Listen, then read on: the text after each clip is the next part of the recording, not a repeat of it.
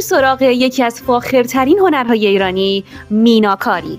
کلمه مینا از ریشه‌ای به معنای آسمان گرفته شده. شهر اصفهان یکی از مهمترین مراکز میناکاریه. استادکاران با رنگ‌ها و نقش‌های بی‌بدیل جادو خلق می‌کنند. آبی لاجوردی یادآور آسمان بیکران، سبز زمردین نماد سرسبزی و زندگی و قرمز نشانی از شور و هیجان. میناکاری آینه از طبیعت و فرهنگ ایرانی.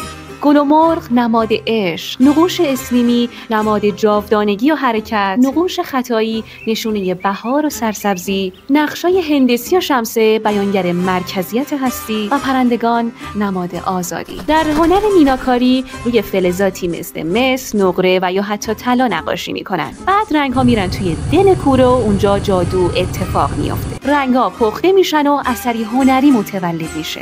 در ایران از دوران هخامنشیان و ساسانیان گرفته تا شکوه صفویه و قاجار، میناکاری همیشه یه جای خاص توی دل هنر ایرانی داشته.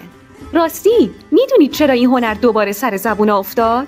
استادی به اسم شکرالله سنی‌زاده اومد شاگرداش رو دور خودش جمع کرد و دوباره میناکاری رو از دل تاریخ بیرون کشید. و حالا ما اینجاییم، ما، شما و یه هنر 1000 ساله که هنوز زنده است و میدرخشه.